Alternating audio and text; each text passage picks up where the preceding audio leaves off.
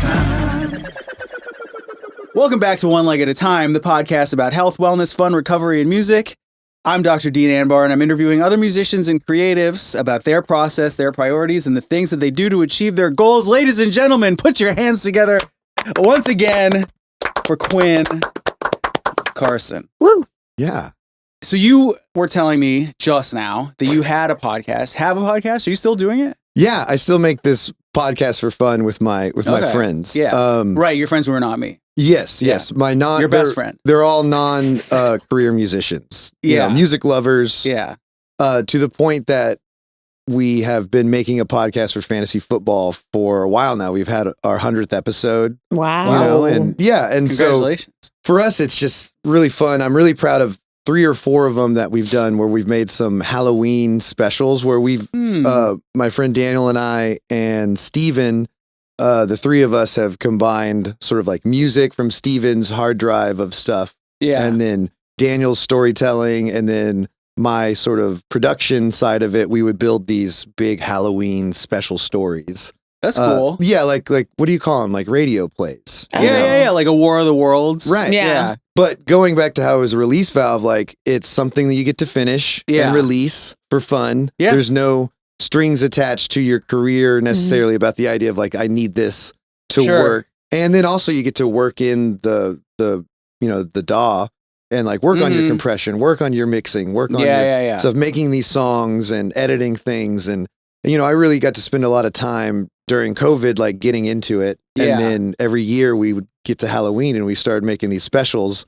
And then it just kind of drug on to where they became these big hour-long things, which are That's just, awesome. like I like to have fun. And so I think it was a really easy way to do that. And it kept me connected with my friends, I don't know anything really specifically about sports, but I had my moments. Listen, I grew up in Chicago in the 90s. Yeah. Like the craze. Yeah. I was telling you the other week, I watched WGN growing up myself in Arkansas because we got the local Chicago TV station pointing down. Actually, that's a cool historic thing about living in the South in that area, right? So like, that's not the first time that sort of television or radio had been pointed south.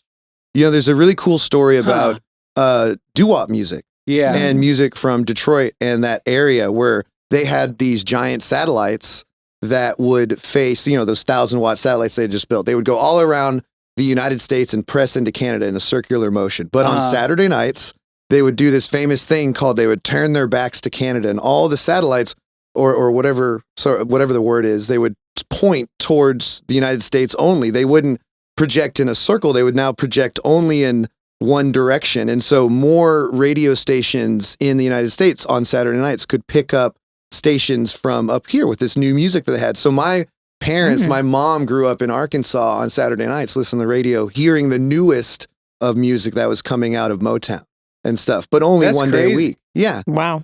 That's really funny. Past guests on the pod, Maurice Smith was just saying, because he grew up in Mississippi, and he was saying that he used to call Chicago Little Mississippi. Yeah. Oh, cool. Yeah. So there's this connection between Chicago and the South that is, now bleeding into today, which is cool. I never really knew about that. And for us, it was Sammy Sosa and the home Sammy run. Sosa, home run. Dude, the home run competition. Yeah, the year long between him and Mark McGuire. And Bozo the Clown on Saturday mornings. That was... Yeah, I was doing other stuff on Saturday mornings. Oh yeah. Well, I mean, yeah, I love, the Central Time Zone. Grew up there. I was raised in Arkansas and love Chicago. Been up there a bunch. When we traveled for the vacations, we wouldn't go west. We would go sort of north or south or maybe go to Florida or visit New York or something. Yeah. So that was kind of it. Okay. So the history of Arkansas is beautiful, right? So let's get into it. When they first discovered it, it was being pronounced Arkansas, this location from Native Americans. Yeah. My mom is her whole family's Native American. Yeah. You part of, so we play together a lot. Mm-hmm. And I've gotten to pick up pieces of your story just from hearing you talk about it. And that is a part of your show, is getting into the music that, is sort of culturally yours and that you either heard or sought out to hear. And I thought it was I mean, I always think it's really cool to hear you talk about that stuff. Mm-hmm. And I hear you talk about it in, 5-10 minute increments when we're doing a show. But I was like, man, I've never really gotten to like hear you really, let's tell your story. Oh, yeah. You know? Well, yeah, because the central thesis of what I've been working on is just exploring Native American music and how to make it fit in a format that listeners today are used to hearing music, so they can sort of accept it in a better way. Because first and foremost, traditionally Native American music sounds like it does in our head as we know it, right? To me, I don't know. I mean, I think a lot of people probably have like a Looney Tunes idea of what Native American music sounds like, which is like guy with feather on the head hitting a skin drum. Yeah. Like, I don't know that there's much more to like the public consciousness than that. So I also think it's really cool to actually play these charts that you wrote, which in and of themselves are sort of modernized takes on, like they probably weren't, I would assume they weren't handing out sheet music before they would sing these songs. So, No. Obviously it's important to note that like this type of music was based off an oral tradition. Oral and oral tradition. Yeah. That was passed on throughout different generations and different eras of the indigenous communities throughout North and South America, right? Interesting for you to say it that way, because I really think that's the point that we're trying to make. Is I think the word primitive gets used in an aggressive way, looking at where Native American music landed ultimately. Sure. Where I'm here to help point out that there are these many speed bumps that were presented to the Native American community when the U.S. government, introduced themselves in, or even before the U.S. government, when the Western world made first contact with these communities.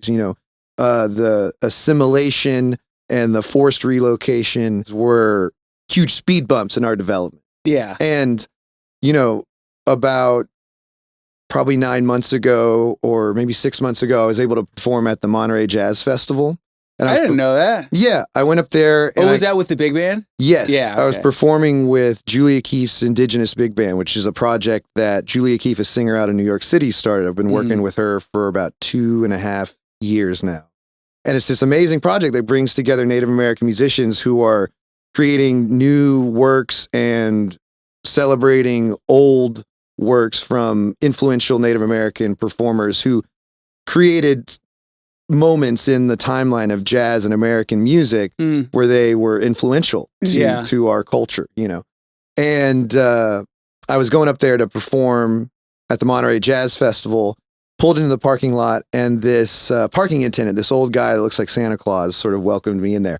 I didn't know where to go exactly, but I've gotten to understand that I need to get to him and he can get on a walkie-talkie and we can find out where I can park for the day while we're performing there. And I get out of my car. I just driven from Los Angeles up to Monterey because my schedule was kind of crazy. So I just gotten up that morning and driven like 7 hours. Nice 7-hour hike, yeah. Yeah, but I wanted to be there, Yeah. So I pull into the parking lot. The guy gets on his walkie-talkie and he's like, "What are you here to do today?" And I was like, "Oh, I'm playing with Julia Keefe's Indigenous Big Band. We're like Native Americans and Native and Indigenous people from South America or the Hawaiian Islands, and we're performing music here, but a lot of us, we're doing music from our tribes." And he was like, "Oh, that's just, that,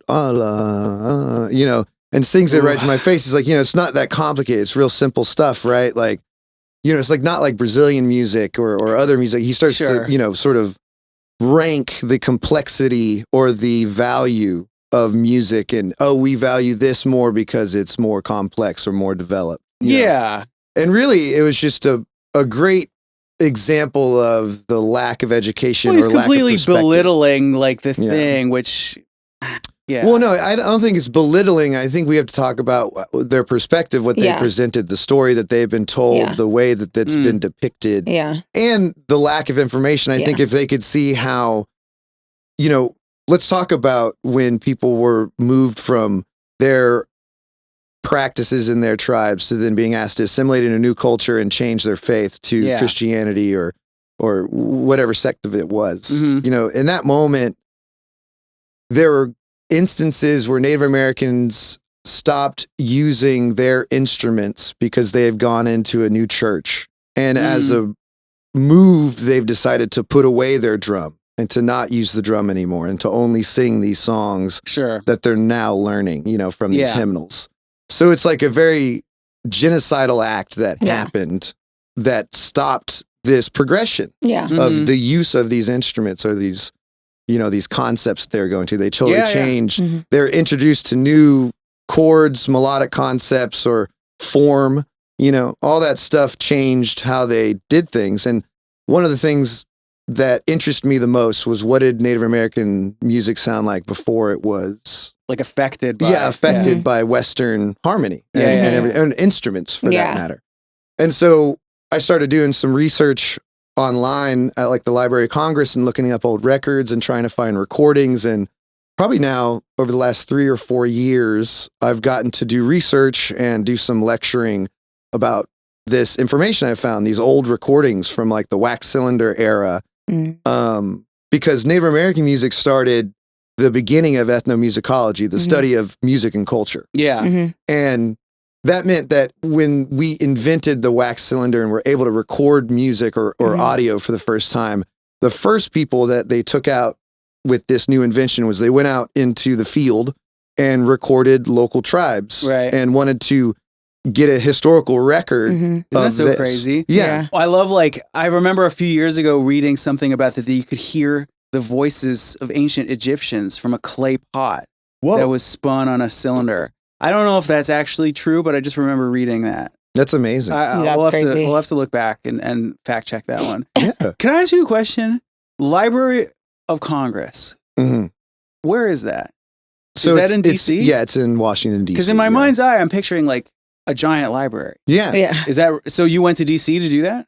No. So they have an online resource, which was the beginning. Because I just started online looking for stuff, or even like Spotify or something. You know, just like looking on these different streaming websites or different streaming services to see what albums are available by certain artists. But through the research there and getting an opportunity to look through some other record collections and stuff, I've been able to hear a lot of older music from different eras, you know, from the 1900s when we first created the wax cylinder to the 1940s when there was a big boom on recording the last vestiges of this older generation from before the turn of the century.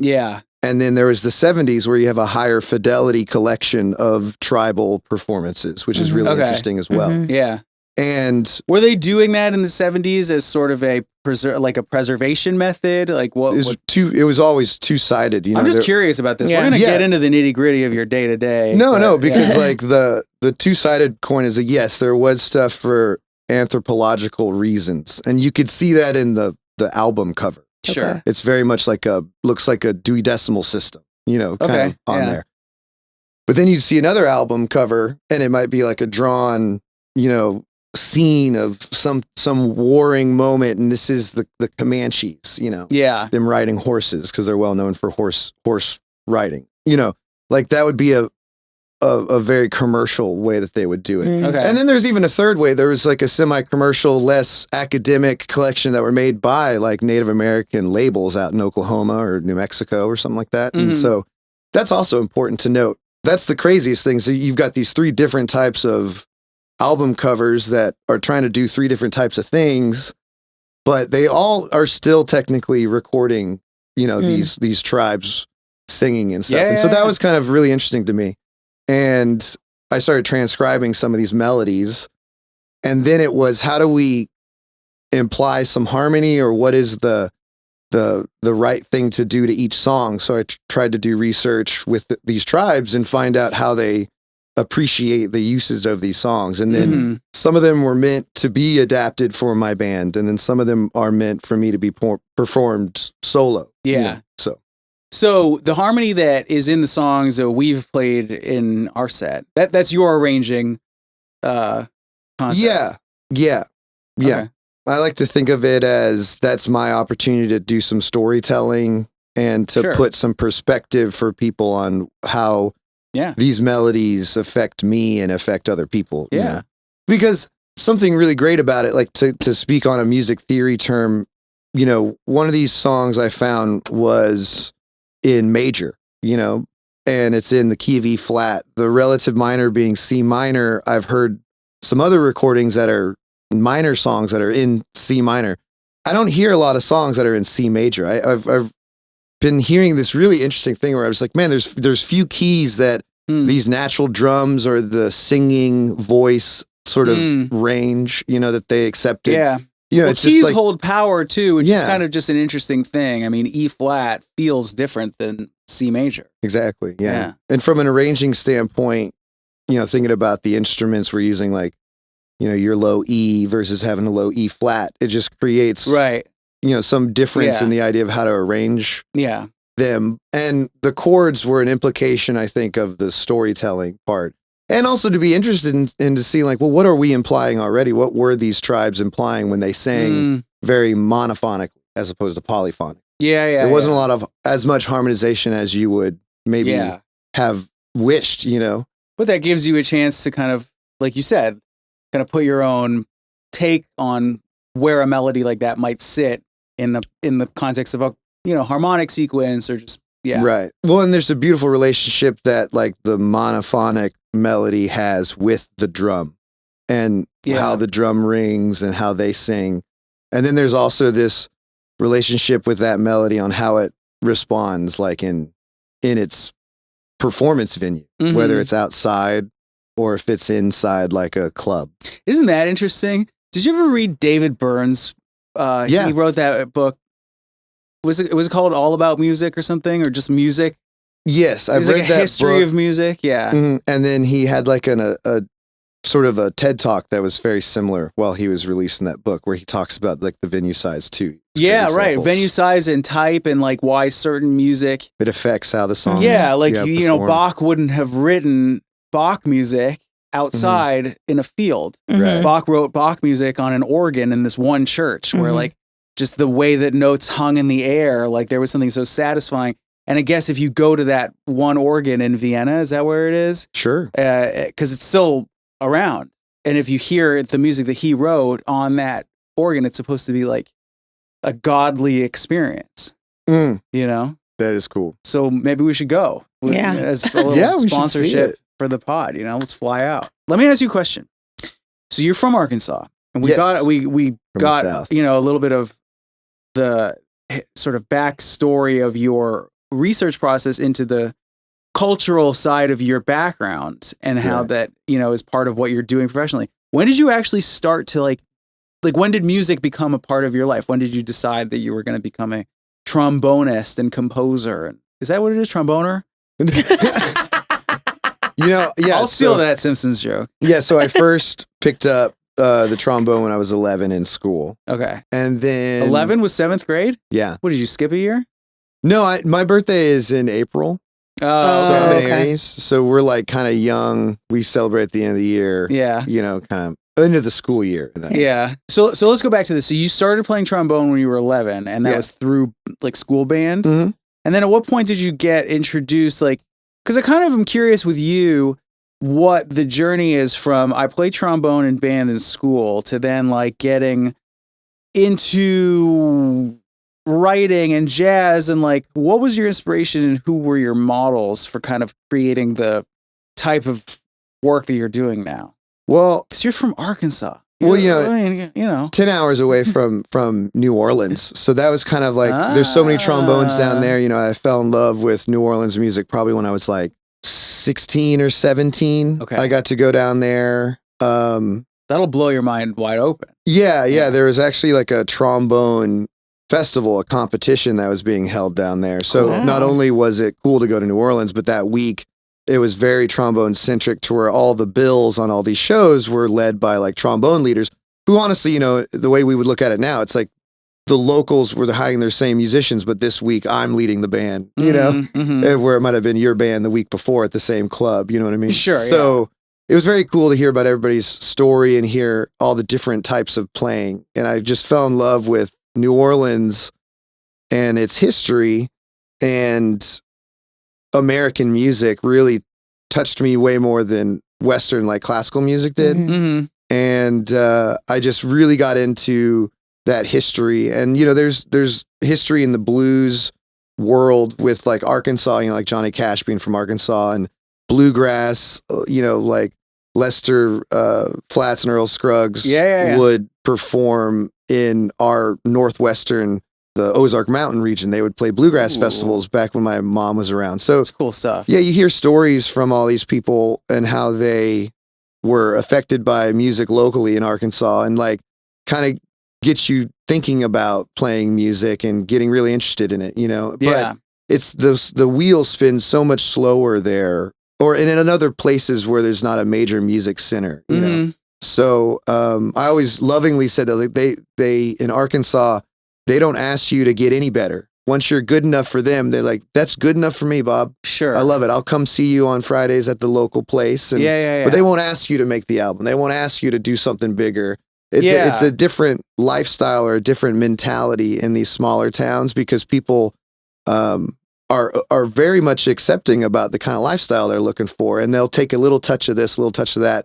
They're not asking for the best of it or for people to always be. Well, genuine question, because I really don't know. Is there such a thing as somebody who makes their living performing music in, I don't even know what city in Arkansas. Oh no, because it's like there's an alphabetical ranking to all these music centers that we have globally speaking, but even just to speak to the United States today, our A cities are only Nashville, New York, and Los Angeles. Those three. I don't think there's any other city that can compare in the United States to say that we are on par with the business, the level of art form, the amount of commercial art that can be created in this city. I don't think there is. The next level is a B city, right? Like your Austins or your Chicago's maybe, or your Denver's if you want to. Chicago, I was just thinking that in my head. Is like, I don't know if I would consider Chicago an A city or a B city. I guess could be a C. And also, but here's the thing. It's not a C. We can continue. We can full trouble with this shit. It's not a C. Full stop.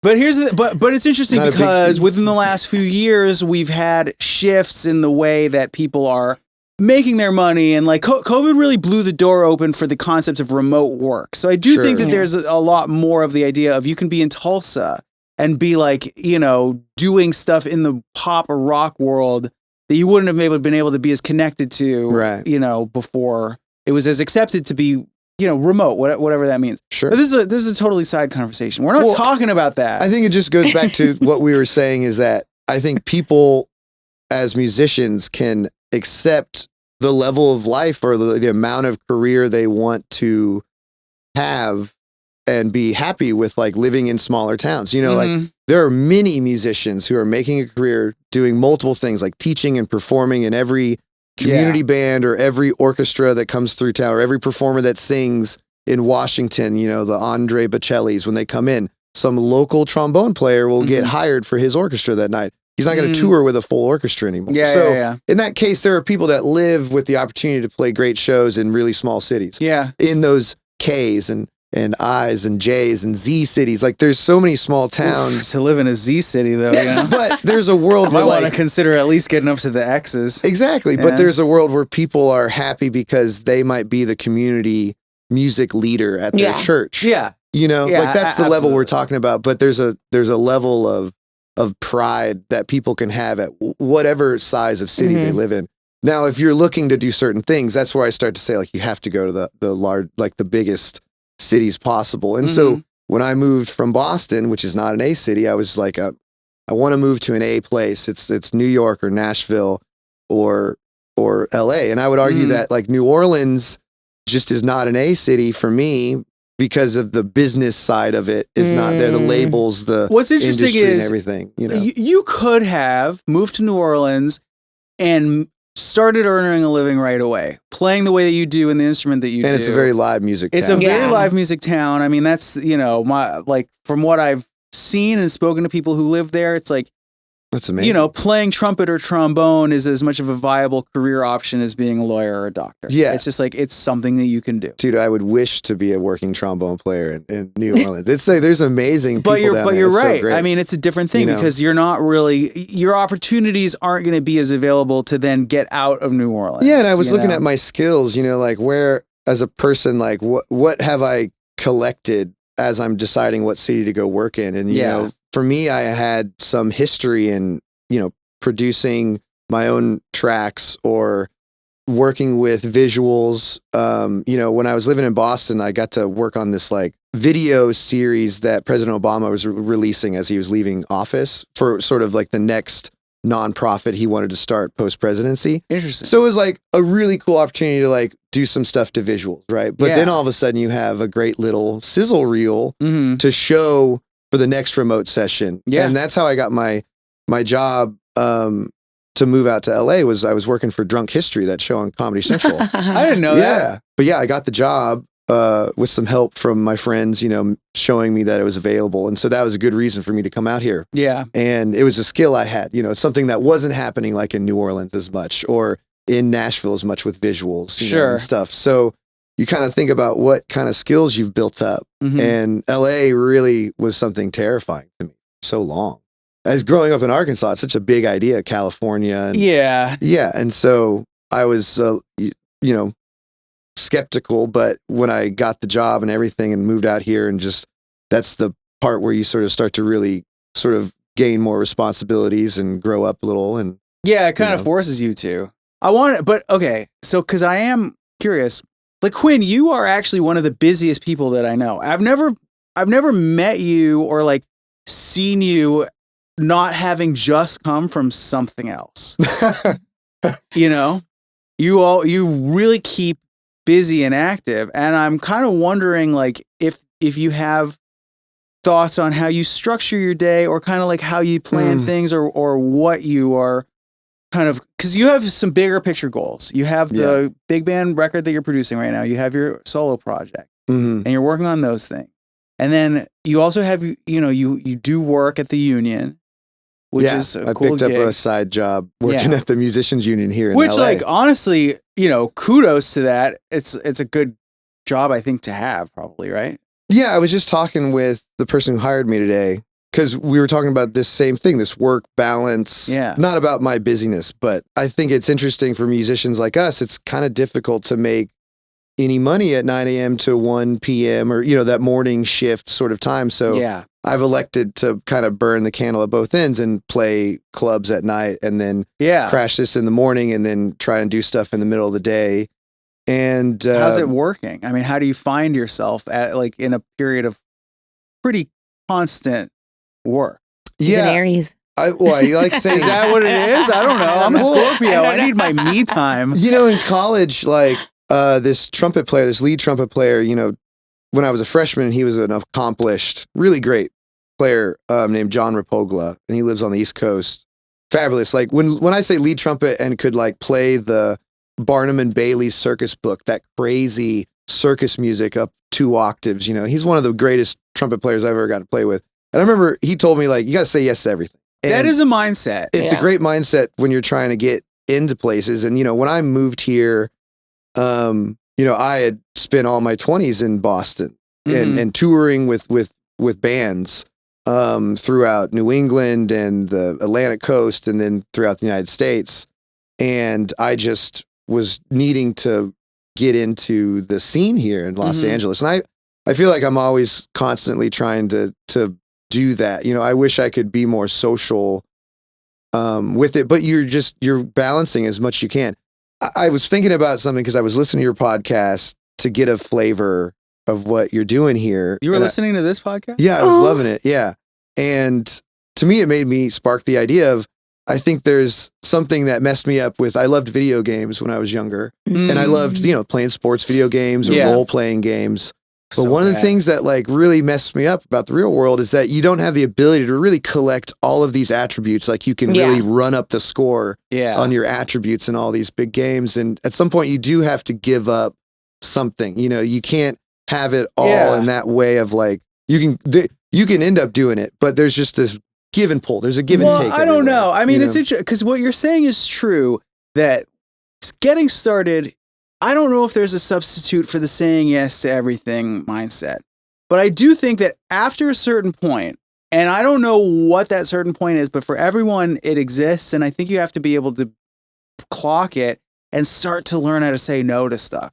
Sure. And I never really knew that until, you know, in my case, I kind of was forced to start saying no to stuff to take care of myself. But that was sort of me learning then, okay, this is how to prioritize this, and I'm still learning it, you know, Mhm. because like there's only 24 hours in a day. And within that time, I still need to be able to take care of myself and make sure that I'm putting in the work to do the things that I want to be able to do. You know, so part of that is working on this show. Part of that is working on my original stuff. Yeah. Part of that is learning whatever music I need to learn for whatever gigs I'm being asked to do. And then part of that is just this sort of nitty gritty of taking care of myself and my dog, you know, and like between all of those things, like it's just interesting to see how certain things will get prioritized at certain points. Certain things will not. You know, there's always a shift. The balance is never constant, but I'm sort of starting to see it. But it was only once I was able to get comfortable with being like, no, I can recognize that something is either worth more to me right now or not, you know, and like in that sense, saying no to stuff when I need to. But the only way you learn that is by saying yes to everything, and then in saying yes to everything, you start you that's how you learn your balance. It's like, okay, I've said yes to all of these things, and I've said yes enough time to these specific things that now I know what the give and take actually is. So now I know what I can say no to and when. Yeah.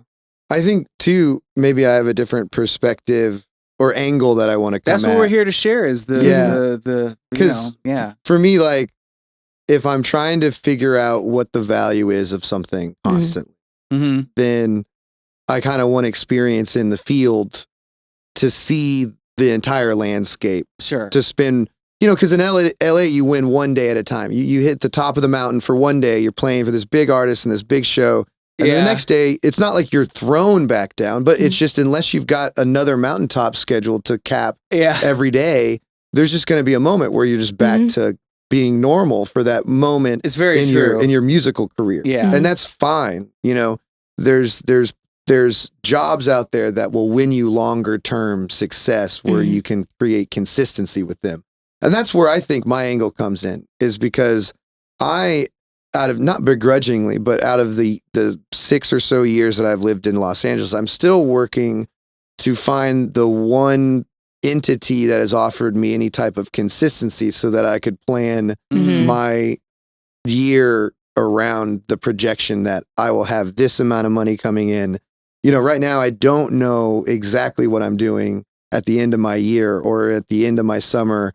I have a good picture of it. Because you have a long tour scheduled. Well, luckily, yes, I'm happy to have gotten to join like a bus tour this summer, so that takes up a big part of your schedule. But really, this year looks different than it did before. You know, when I look at it, it was since I moved out here. When I moved to a new place, I lost the ability to have anybody offering me something truly consistent that I can rely on to plan the rest of my career path around. Right. So I say yes because I don't have anything booked. Like every wedding band I play in town, I am either their first call sub or just the trombone player that they use, but they don't book trombone every weekend or every night.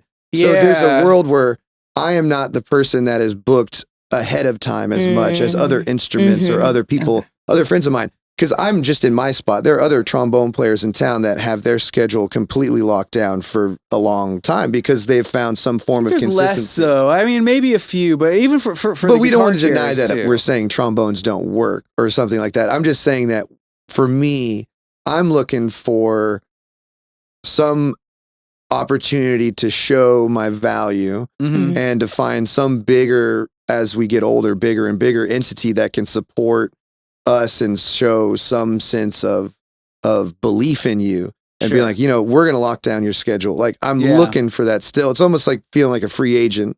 Yeah. So you're kind of pulling one-nighters until you can lock down something that's going to do it. Yeah. Another metaphor I talk about is fishing. Like when I was in these bands touring before I moved to LA, you know, those booking agents, booked us 120 shows in a year.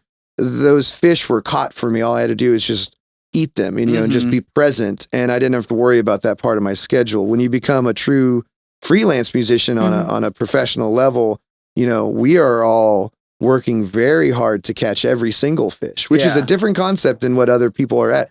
There shouldn't be any negativeness to this, but it's just, that's the world that we survive in, is to go out and find what's the most acceptable mental state to go in to try and catch your fish every day, you know, versus getting the point saying like you should say no to things or you should say yes to certain things or have an understanding. At this point, I'm just like, I was trying to say yes to everything in case anybody needs me. Because in it, I want to see what the offer is to lock down my time because I value my time because of the time I spend as a sideman. Because remember, I started that fantasy football podcast because I had no voice enough and no ownership literally in the royalties or whatever in this music I was trying to help create and assist in creating in the studios. So now that was a release valve. I could release the podcast and it's all me and Daniel. We just get to do it. We're doing it. Now I started releasing my own music because of a TikTok video blowing up. Yeah. Of me playing guitar pedals in my trombone and not me playing trombone and jumping in a pool or something. Yeah. But like a video. Those videos are out there. Yeah, a musical video. And so people in the comments were like, where's this song? Where is it? So it drives you to create a song to a finishing point and actually release it and shoot a video and edit it. So I did all this stuff, helped with my friends. We got it out, got my flagpole out onto the moon. And then, someone in Los Angeles, a promoter, Evan Volk, gave me my first opportunity to make that recording real life. So I had like 15, 16 people in my band to start off my project because it was this whole horn army. Yeah. Which is what the recording sounds like for BoneFX 3. And so I just got to launch this project from a TikTok video like really quickly, which then led to, how do I focus on this, but then also try and do this for other people and be a sideman and try and get back on a touring gig. Cause those are just helpful for just figuring out your schedule so that you can plan around it. Just catching your fish every day is like a little tedious and hard and makes you consider different avenues of how to go. But for me, once I had this band started the last couple of years, I've been really focusing on that and really interested in where it's led because it's really excited me about writing music and exploring my history and my family and connecting with my family more. And then you find these people that feel like your cousins in this indigenous band. And so you join them and you fly off and you meet them. And we've gotten to do some really powerful things. Like Julia got us a performance at the Kennedy Center last year. So we were in residency for a week to develop this show with Esperanza Spalding for the Mary Lou Williams Jazz Festival that week. And we got a whole week to workshop these compositions that Julia and some other female members of the band had brought. And they were just these big jazz compositions about Native American issues. Yeah. And they're really meaningful to us, and so.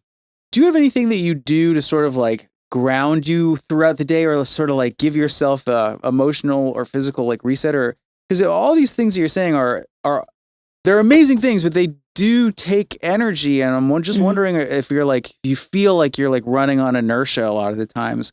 If you get a chance to do grounds I'm you. genuinely curious. Yeah. I want to know what, but I also want to know if you do, or if there were things that you kind of wish that you could do. Even when we were talking about fishing, I'm going like, man, Quinn likes fishing. He likes making pasta. I just know that about you. Yeah. Like you do like to do a lot of stuff. And again, it's that thing of I'm just like wondering like, when do you even have time to do any of it?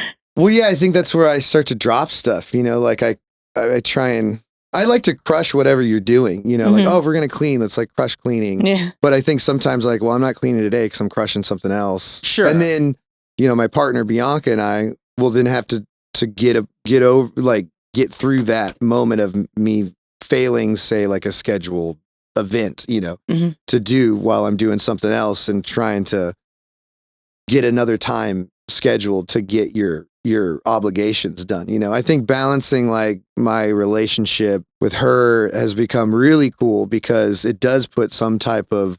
Yeah. What do you guys see each other once a month? No, no, it's probably what it feels like though, especially making this album. I'm learning too, like maybe I am doing too much in that way of like, I'm not suggesting that. I'm not suggesting that you are. But like, I'm more just curious. The idea of putting like some boundary to how long things are going to take. I've been trying to think of them as maybe here's a part for the project is I've been thinking of them as projects as opposed to, things that are segmented and incremental, but rather if I can eat this whole project right now, it'll be done. And then I can move on to the next project after some rest. Yeah. Versus like we'll finish this tomorrow, or we'll keep moving on this tomorrow. I see a lot of moments in my process where I'm like, well, if I can get to this phase, I will be done doing this part of the process in the mix or in the editing or in comping or something. And to me, I feel like there's a level of, we're in it right now. We have this energy going. We should finish this thing. And maybe that's the part where I don't just like, hey, it's 5 o'clock. Like, it's time to like, respect the boundary of what you have with your relationship and go home for dinner, and be with your people. Instead, I might be like, oh, I need to accomplish this thing. I think I can get it done in an hour and a half, but that's a lot because it's going to take 2 hours. Right. And then right. there's me bouncing it. And then we got to shut down, so all of a sudden you haven't left your studio for like an extra 20 minutes. So now we're 48 minutes behind, I truthfully do find myself like battling that. You talk about me doing all this other stuff, and I think it's everybody's trying to find value in their selves and their time, and I can if I could be stronger at finding value in what I do from literally the capitalistic standpoint, perhaps I would be doing less. But there's a world where I'm still trying to learn that negotiation phase of what am I worth, and what effort am I putting out versus the rest of the community, I think for me, part of it is like finding a way to balance, because the hustle in and of itself, you got to respect it. Yeah. I mean, which is to say, what I'm trying to say is that like, it's non-negotiable. You got to work really hard to pull this off. Yeah. And you have to balance a lot of different stuff. You have to juggle a lot of stuff. You have to wear a lot of different hats. Different people kind of have different sort of strategic approaches to how to get through the process of just living every day. Yeah.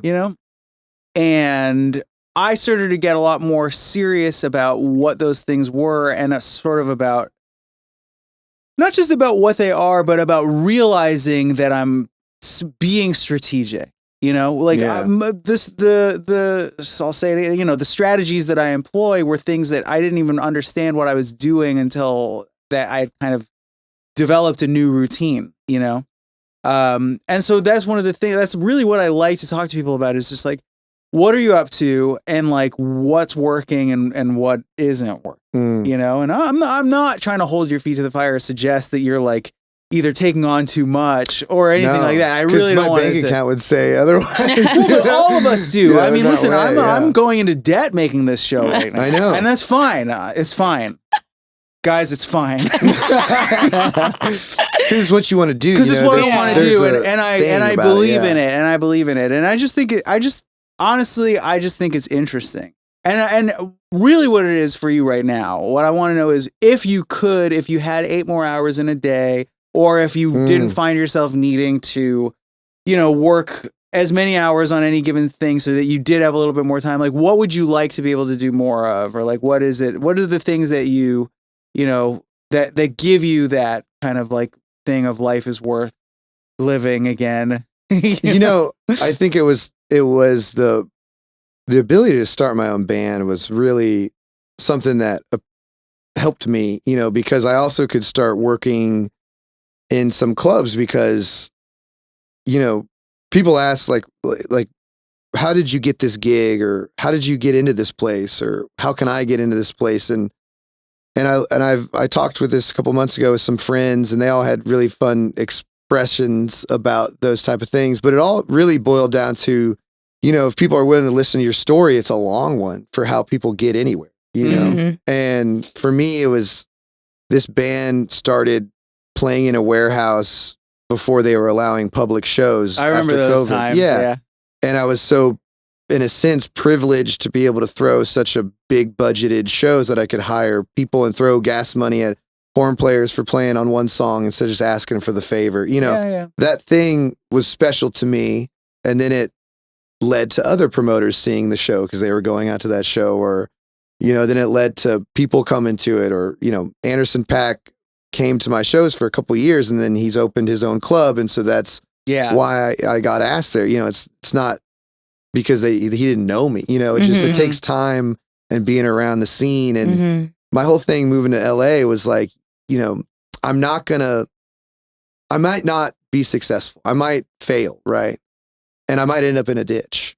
But it's an option for anybody. Yeah. I wouldn't say that Yeah, but we might fail, might end up in a ditch, might not work, it might not make sense, but it's not going to be because I waited for the phone call. Sure. That was my whole thing, man. It's like, I'm from Arkansas. Like, I didn't grow up here, I didn't grow up there, I didn't grow up anywhere else that people who also moved to LA who play instruments in our field are going to be like, oh, I know Quinn from here. You got to throw him in there, That's why colleges have some advantage for their networking ability. Sure. That's what I got from my college experiences. I knew people from college, out here. Hey, really, that's how we know each other. Yeah. And, but when I came out here, I was like, man, I got to be out in the community and meet people. And then I have to be myself and express myself. And luckily, because I had that job with Drunk History, it's basically, a recording session an episode. So if we made 16 episodes, I got 16 recording sessions booked over the next 3 months. Like that's enough to pay my rent at the shitty spot I found.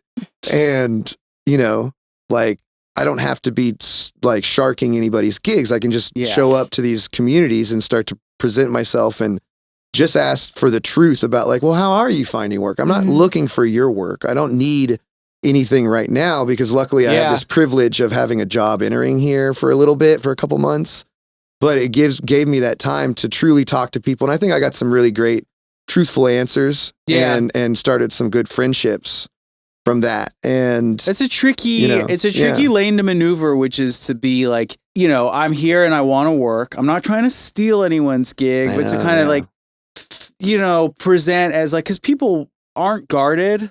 But as soon as you start to come off as like too thirsty for something, then it can be a turn off. Yeah. And it's one of the hardest things to navigate, I think, in our type of career path. Yeah, because, it's super weird. Yeah, there's not a lot of job interviews. It's all about feel. Well, you're kind of always being, that's the thing. Or you could say it's all job interviews. It really is, absolutely. And you kind of have to always be on. At least I feel that way. Yeah. Do we want to move on to segment time? Yeah, because there's also some great segment ideas on the show. Please, I want to play your game. This one is called Hot to Go. Hot to Go.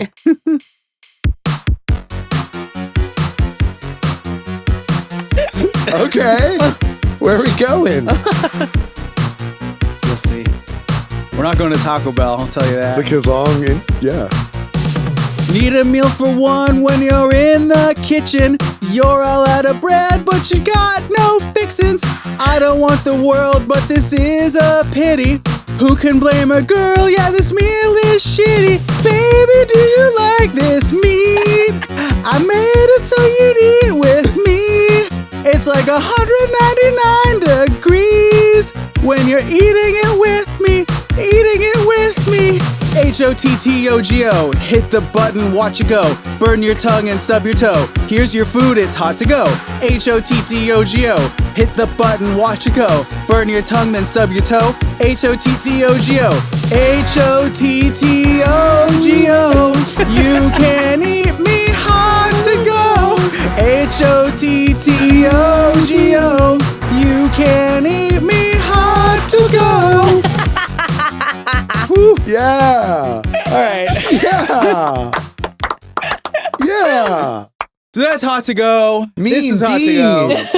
And what we're going to do is we're going to try some different microwaved meals. Okay. And we'll rate them 1 to 6 out of guitar strings. So look, I bought this stuff from Trader Joe's. I don't even really know what. So one is a burger. One is a burger, which I recommend eating first because the bun, the little slider, is probably going to be the freshest. Do you want to try a bite? Did you try any of this stuff? I did. Are we doing something? You have to rate them. We're just going to try it and rate them, have one rating.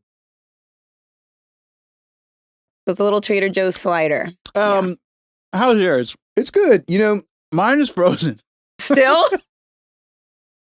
I can actually tell that this, if you were in a pinch, if you were like, I just got back home, the only thing I can think of is what I want is takeout. Like, or not takeout, like fast food, drive-thru. They went with onion powder instead of grilled onions, Chef over here. Well, this is a White Castle. Yeah. This wants to be a White Castle burger. It's an analog but those are White Castle. cooked with like onion. I'm a texture guy, so I don't actually like White Castle burgers. So The problem is it gets a minus for not providing the true flavor of an onion, but it gets that plus right back because I don't like onions. Yeah. Oh. So it's like, I don't like your style, but I like your style. Is it cold? You know? I think Trader Joe's has the best of the frozen meal options. Oh, yeah. I agree. So Tiki masala. Ooh. Yeah, or the orange chicken. Orange chicken. So those like flatbreads. I mean, there's a lot that you can do at the Trader Joe's frozen aisle. I don't think this is ever going to be in my freezer to try at the perfect time. Yeah. So I got to give it, I think I'm just going to go with 3.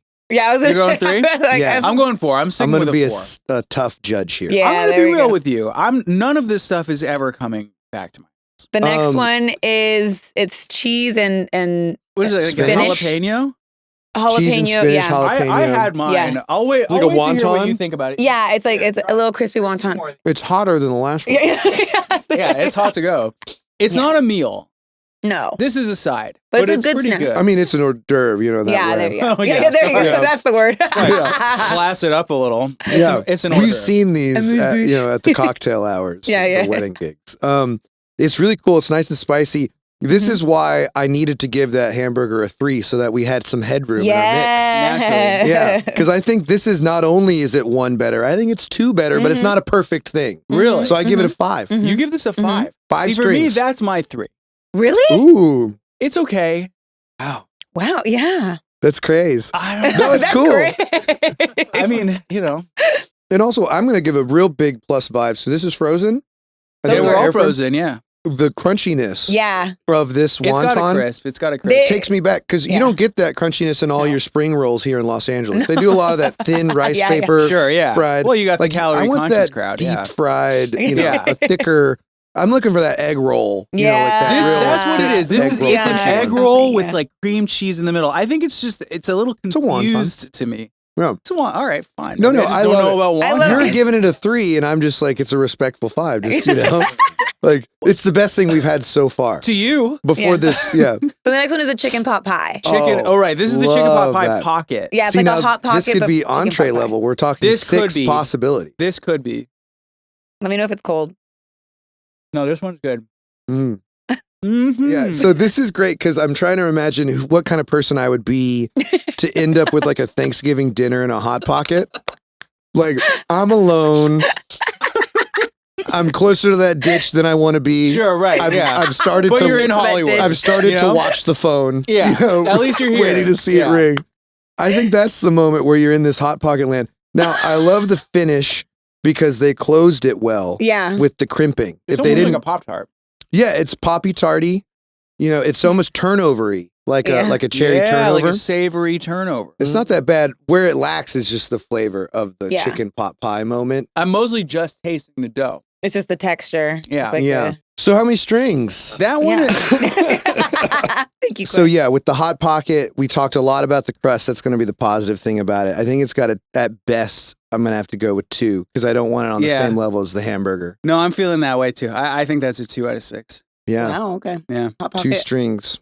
This is just. I'm so. This is grateful. great. No, thanks for having me. This Thanks was so for fun. having me be part of your life. Dude, it's been great. It's been good. All right, Quinn. There's just one more thing you got to do. Ooh. You got to look into the camera and you say, "Put my pants on one leg at a time." I'm Quinn Carson. I put my pants on 1 leg at a time. You heard it here first, folks. Thanks for tuning in, and we'll see you next week. Thanks to Dustin. Thanks to Adrian. Thanks to V. And Yeah.